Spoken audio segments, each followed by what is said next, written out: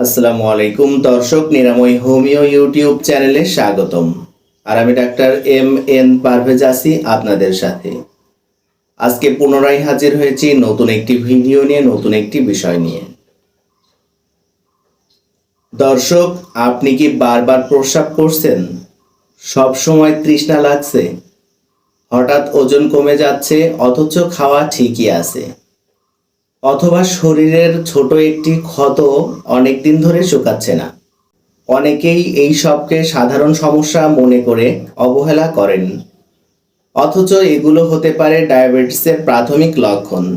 সময় মতো ধরা না পড়লে ডায়াবেটিস নীরবে চোখ, কিডনি, হৃদযন্ত্র, স্নায়ু এবং রক্তনালীর মারাত্মক ক্ষতি করতে পারে।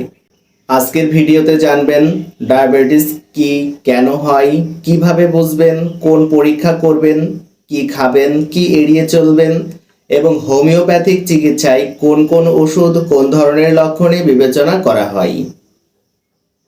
তো দর্শক, চলুন শুরু করা যাক।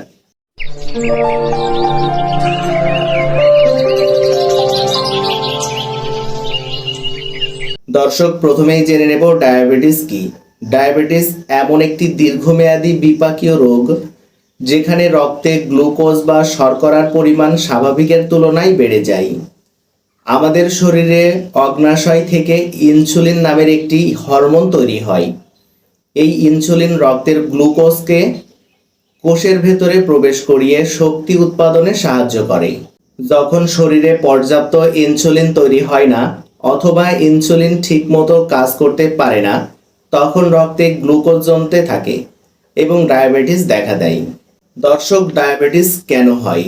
ডায়াবেটিসের প্রধান লক্ষণগুলো হলো বংশগত প্রবণতা, অতিরিক্ত ওজন বা স্থূলতা, নিয়মিত ব্যায়ামের অভাব, অতিরিক্ত চিনি ও ক্যালোরিযুক্ত খাবার, উচ্চ রক্তচাপ, অতিরিক্ত মানসিক চাপ, পর্যাপ্ত ঘুমের অভাব, ধূমপান ও অ্যালকোহল, বয়স বৃদ্ধির সঙ্গে ঝুঁকি বৃদ্ধি।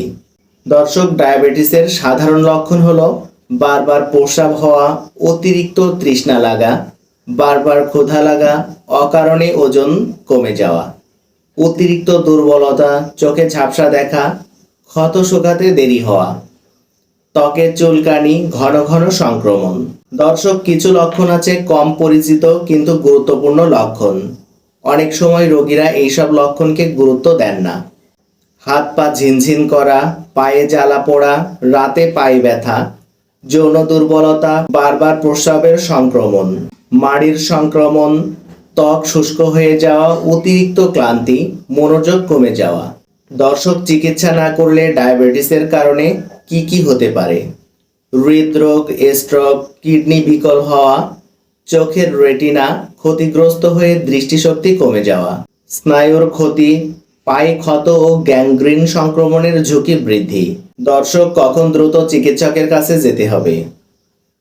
অবশ্যই এখনকার বলা লক্ষণগুলো থাকলে দ্রুত চিকিৎসকের কাছে যেতে হবে। রক্তে শর্করা খুব বেশি বা খুব কম হওয়ার লক্ষণ, জ্ঞান হারিয়ে ফেলা, শ্বাসকষ্ট, বমি ও তীব্র দুর্বলতা, পায়ে ক্ষত বা কালচে হয়ে যাওয়া, হঠাৎ দৃষ্টি ঝাপসা হয়ে যাওয়া, প্রচণ্ড তৃষ্ণা ও প্রস্রাবের সঙ্গে শরীর পানিশূন্য হয়ে যাওয়া। দর্শক, খাদ্যাভ্যাস ও জীবনযাপন। ডায়াবেটিস নিয়ন্ত্রণে ওষুধের পাশাপাশি জীবনযাপন অত্যন্ত গুরুত্বপূর্ণ। প্রতিদিন অন্তত 30 থেকে 45 মিনিট হাঁটুন, ওজন নিয়ন্ত্রণে রাখুন, পর্যাপ্ত ঘুমান, ধূমপান সম্পূর্ণ বন্ধ করুন, অতিরিক্ত কোমল পানীয় ও মিষ্টি এড়িয়ে চলুন, আঁশযুক্ত শাকসবজি বেশি খান, পরিমিত পরিমাণে ভাত বা রুটি খান, পর্যাপ্ত পানি পান করুন, নিয়মিত রক্তে শর্করা পরীক্ষা করুন। দর্শক, এই পর্যায়ে জানবো হোমিওপ্যাথিক চিকিৎসায় ব্যবহৃত কিছু পরিচিত ওষুধ সম্পর্কে। গুরুত্বপূর্ণ বিষয়, হোমিওপ্যাথিতে শুধু রোগের নাম দেখে নয়, রোগীর সামগ্রিক লক্ষণ, শারীরিক ও মানসিক বৈশিষ্ট্য এবং ব্যক্তিগত উপসর্গ বিশ্লেষণ করে নির্বাচন করা হয়। দর্শক, প্রথমে যে মেডিসিনটি আছে সেটি হচ্ছে সিজিজিয়াম জ্যাম্বো। যাদের রক্তে শর্করা বেশি থাকে, অতিরিক্ত প্রস্রাব হয়, অতিরিক্ত তৃষ্ণা, দুর্বলতা, ডায়াবেটিসের সঙ্গে ত্বকের ফোড়া বা চুলকানি, তাদের জন্য এই মেডিসিনটি খুবই গুরুত্বপূর্ণ। এরপর যে মেডিসিনটি আছে সেটি হচ্ছে ইউরেনিয়াম নাইট্রিকাম। যাদের প্রচণ্ড দুর্বলতা, ওজন দ্রুত কমছে, অতিরিক্ত ক্ষুধা, প্রস্রাবে চিনি, হজমের সমস্যা, তাদের জন্য এই মেডিসিনটি খুবই গুরুত্বপূর্ণ। এরপর যে মেডিসিনটি আছে সেটি হচ্ছে ফসফরিক অ্যাসিড। যাদের দীর্ঘদিনের মানসিক চাপের পরে ডায়াবেটিস, অতিরিক্ত অবসাদ, স্মৃতিশক্তি কমে যাওয়া, মানসিক ক্লান্তি, তাদের জন্য এই মেডিসিনটি খুবই গুরুত্বপূর্ণ। এরপর যে মেডিসিনটি আছে সেটি হচ্ছে লাইকোপোডিয়াম। যাদের পেটে গ্যাস, বিকেলে সমস্যা বাড়ে, মিষ্টি খেতে ইচ্ছা করে, প্রস্রাবের সমস্যা, ডান পাশের উপসর্গ বেশি, তাদের জন্য মেডিসিনটি খুবই গুরুত্বপূর্ণ। এরপর যে মেডিসিনটি আছে সেটি হচ্ছে ফসফরাস। যাদের অতিরিক্ত তৃষ্ণা, দুর্বলতা, হাত পায়ে জ্বালা পোড়া, ওজন কমে যাচ্ছে, তাদের জন্য মেডিসিনটি খুবই গুরুত্বপূর্ণ। দর্শক, গুরুত্বপূর্ণ সতর্কতা, মনে রাখবেন হোমিওপ্যাথিক ওষুধের শক্তি, ডোজ এবং সেবনের সময়কাল রোগী ভেদে সম্পূর্ণ ভিন্ন হতে পারে। একই রোগ হলেও দুইজন রোগীর ওষুধ এক নাও হতে পারে।